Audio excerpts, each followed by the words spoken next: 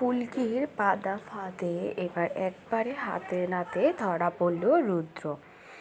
তো যাই হোক, ধানুর ওই লাল চুলটাই রুদ্রের জন্য কাল ডেকে এনেছে।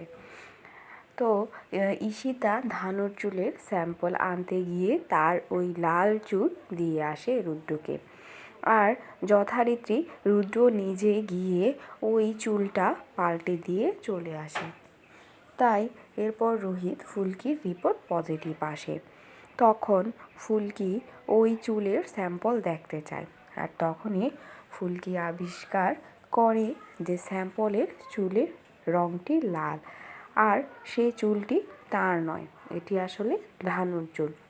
আর কি এরপরই ফুলকি রোহিত আবার নিজেদের ডিএনএ টেস্ট করায়, তবে আর এবার চুল দিয়ে নয়, নিজেদের মুখের লালা দিয়ে। আর তখনই বের হয়ে আসছে আসল সত্যটা। টেস্টের রিপোর্টে জানা যায় ফুলকি ও রোহিতের ডিএনএ কোনোভাবেই ম্যাচ করছে না। এটা শুনেই ফুলকি জড়িয়ে ধরে রোহিতকে।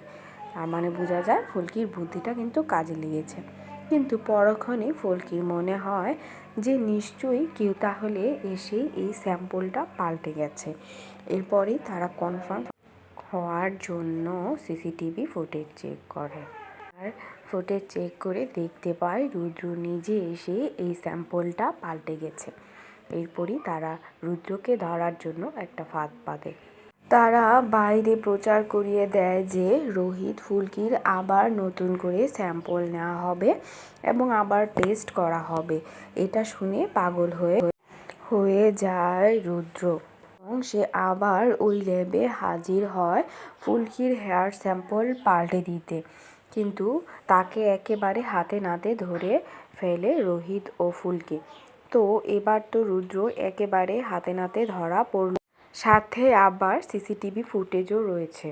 তাহলে এবার কি আশা করা যায় যে রুদ্রের একটা কঠিন শাস্তি হবে? আমাদের কি মনে হয়, এবারও কি রুদ্র পার পেয়ে যাবে নাকি শাস্তি পাবে? তা অবশ্যই কমেন্ট বক্সে জানিও।